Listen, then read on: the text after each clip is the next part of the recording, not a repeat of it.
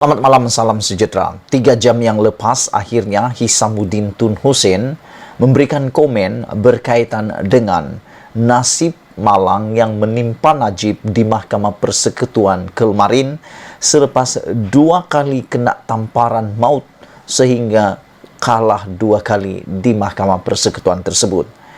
Apa yang Hisamuddin tampilkan malam ini adalah satu kejutan besar. Kenapa saya cakap kejutan besar?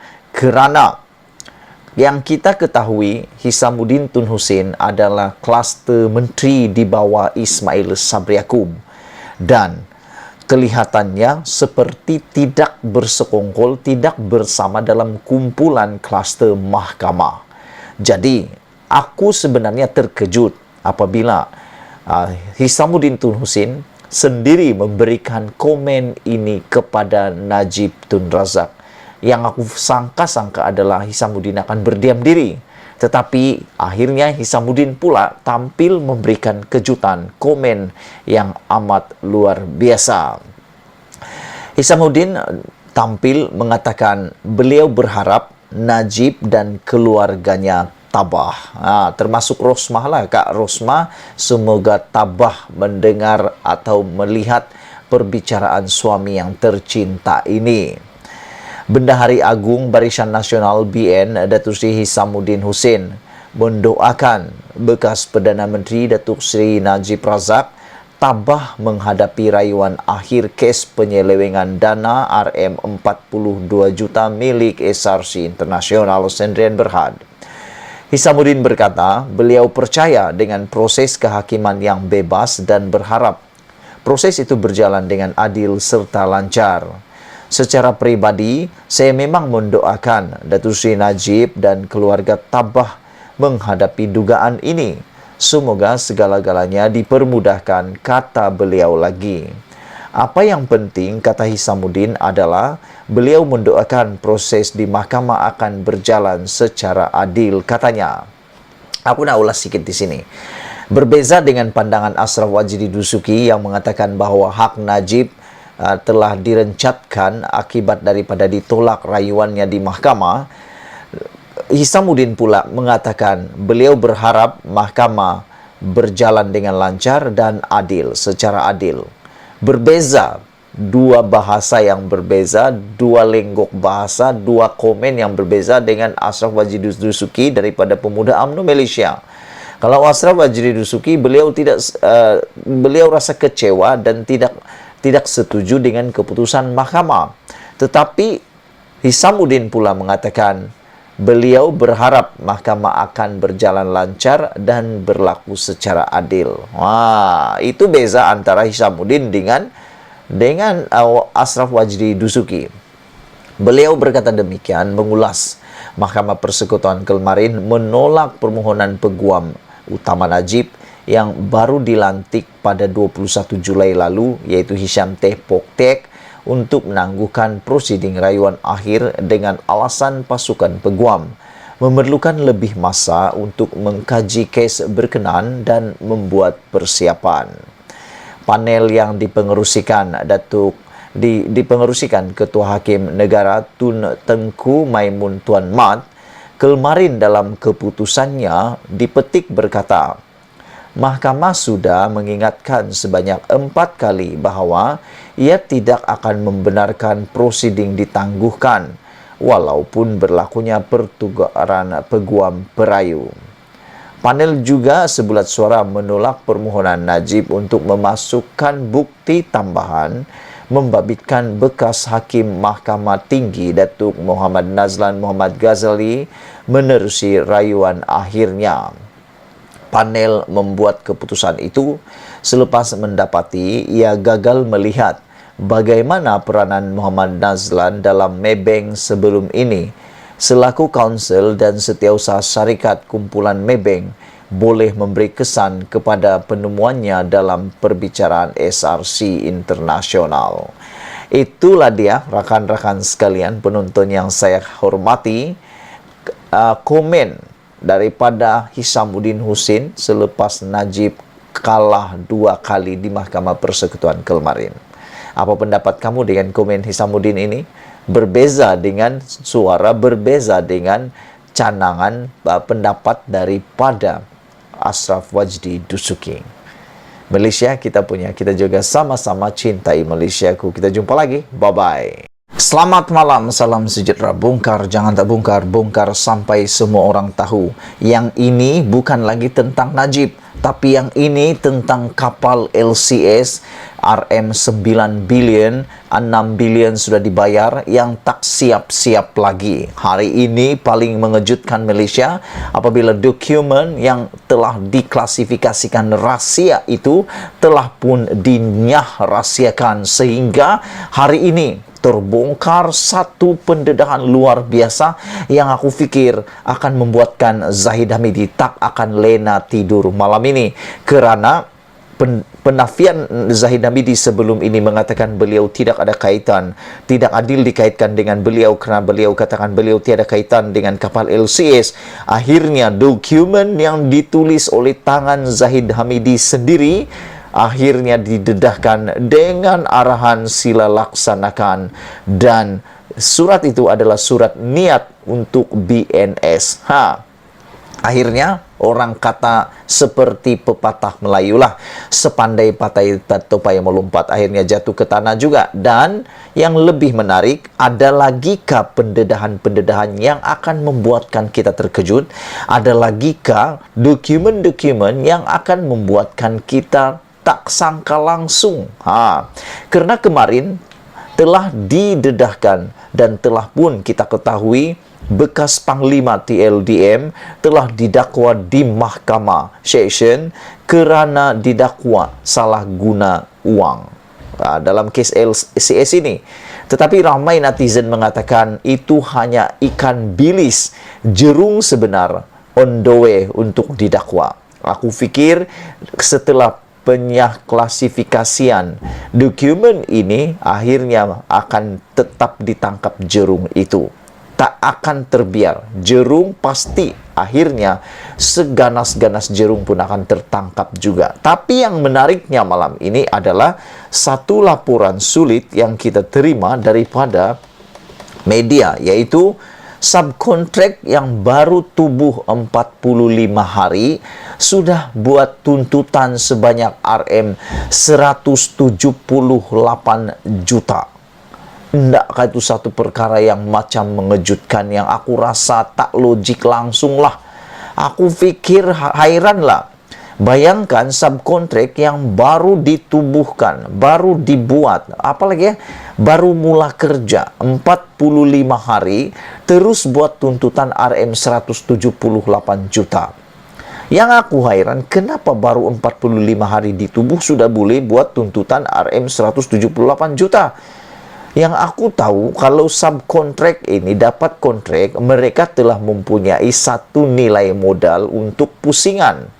Dan tidak perlu lagi mereka membuat satu tuntutan yang belum dimulakan kerjanya.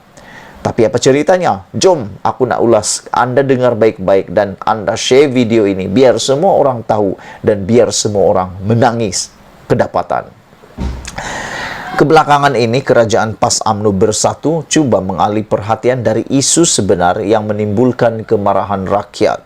Mesin propaganda PAS UMNO Bersatu yang diketuai Datuk Seri Najib Tun Razak cuba meyakinkan rakyat bahawa tiada penyelewengan berlaku, hanyalah kelewatan projek. Aku pun tak percayalah. Sehingga kini Najib belum menjawab soalan-soalan pokok saya utarakan sejak saya mendedahkan butiran projek LCS yang mengesahkan ada penyelewengan. Pertama, kenapa reka bentuk dan kelas kapal LCS diubah di saat akhir dari yang telah diluluskan, yaitu dari kelas Sigma, yaitu daripada Belanda, kepada kelas Gowin Perancis? Kedua, siapa yang lebih berkuasa dari Menteri Pertahanan ketika itu? Zahid Hamidi yang boleh mempengaruhi keputusan. Ketiga, kenapa kontraktor utama Bosted Naval Shipyard BNS melantik subkontraktor berlapis-lapis? Adakah untuk menyembunyikan penglibatan DCNS yang ada reputasi dan skandal terdahulu berkait dengan Najib? Keempat, kenapa kos untuk dua pakej utama naik harga 2 kali ganda dari RM397 juta kepada RM1,2 bilion apabila melalui dua lapisan subkontraktor? Kesemua ini melibatkan dua bentuk keputusan utama. Pertama, keputusan teknikal berhubung pilihan reka bentuk dan teknologi kapal perang yang berubah dari kelas Sigma kepada kelas Gowin. Kedua, keputusan keuangan, peruntukan dan pembayaran yang sepatutnya tertakluk kepada semua pekeliling perbendaharaan yang mengawal selia urusan tuntutan dari kontraktor dan subkontraktor. Umum mengetahui bahawa keseluruhan takbir urus keuangan negara dipandu dan dikawal oleh satu set pekeliling perbendaharaan yang pada prinsipnya menekankan perkara-perkara berikut. Pertama, kontraktor perlu dilantik dari kalangan pembekal yang paling layak berdasarkan keupayaan taktikal dan harga pada harga yang terbaik kepada kerajaan. Kedua, kontraktor perlu mempunyai kekuatan keuangan dan aliran tunai sendiri untuk menjalankan kontrak. Ketiga, bayaran hanya boleh dibuat mengikut kemajuan projek dan dibayar secara berpatutan mengikut peratusan projek dilaksanakan, seperti yang dipersetujui mengikut dokumen kontrak yang dimeterai dengan kerajaan. Maklumat dalaman mengenai urusan tuntutan dan bayaran berhubung projek LCS menunjukkan kesemua perkara 1 hingga 3 yang saya sebut telah dilanggar. Ada bukti yang menunjukkan sama ada kontrak kerajaan dengan BNS tidak mengikut peraturan keuangan pekeliling perbendaharaan ataupun pembayaran dibuat tanpa mengikut kemajuan projek yang melanggar pekeliling perbendaharaan. Bayaran-bayaran besar dikendalikan oleh Kementerian Pertahanan dan Kementerian Keuangan. Peruntukan disediakan oleh Kementerian Keuangan. Menteri Keuangan semasa projek LCS diluluskan dan bayaran-bayaran awal dibuat adalah Najib. Sebelum ini kita tahu bahawa sebanyak RM400 juta dari bayaran pendahuluan projek LCS untuk membayar hutang lapuk BNS. Perkara ini sepatutnya melanggar peraturan keuangan mengikut pekeliling perbendaharaan, iaitu bayaran pendahuluan sesuatu projek hanya boleh digunakan untuk projek itu. Jika kita membuat pinjaman sekali lagi, sekalipun, bank hanya akan membenarkan pinjaman dikeluarkan bagi tujuan pinjaman itu diluluskan. Hari ini, saya ingin mendedahkan satu lagi pembayaran yang tidak mengikut prinsip-prinsip di dalam pekeliling perbendaharaan.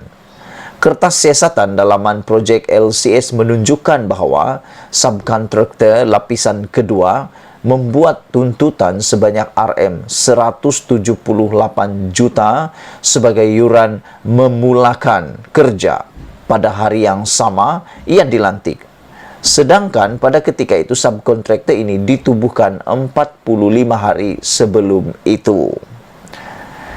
The Vibes sebelum ini melaporkan CED ditubuhkan pada 23 Februari 2012, iaitu 45 hari sebelum ia dilantik sebagai subkontraktor lapisan kedua untuk pakej utama bernilai RM1,2 bilion. Rentetan peristiwa mengenai bayaran yang melanggar prinsip urus takbir pekeliling perbendaharaan adalah seperti berikut. 9 April 2012, BNS melantik CAD sebagai subkontraktor bagi dua pakej utama bernilai RM1,2 bilion. 9 April 2012, CAD melantik CED, sebuah syarikat yang baru berusia 45 hari, berusia 45 hari sebagai subkontraktor bagi 2 pakej yang dianugerahkan oleh BNS. CED membuat tuntutan sebanyak 9 April juga 2012, CED membuat tuntutan sebanyak Rm178 juta sebagai iuran memulakan kerja pada hari yang sama ia dilantik sebagai kontraktor lapisan kedua. Transaksi-transaksi sebegini merupakan satu penyelewengan yang melanggar peraturan pembayaran Kementerian Keuangan. Sebagai Menteri Keuangan pada ketika itu, Najib mesti menjawab, bagaimana sebuah kontraktor yang hanya berusia 45 hari boleh membuat tuntutan berjumlah Rm178 juta dari proyek pertahanan utama negara. Penyelewengan-penyelewengan beginilah yang menyebabkan BNS akhirnya tidak mempunyai dana, walaupun telah dibayar kerajaan dan proyek tergendala sehingga tidak ada satu kapal pun siap hingga ke hari ini. Ditulis dan diulas oleh Rafizi Ramli, Timbalan Presiden PKR. Sebelum kita berpisah, jangan lupa tinggalkan komen Anda tentang isu kapal tak siap-siap ini. Malaysia kita punya, kita jaga sama-sama, cintai Malaysiaku. Kita jumpa lagi, bye-bye.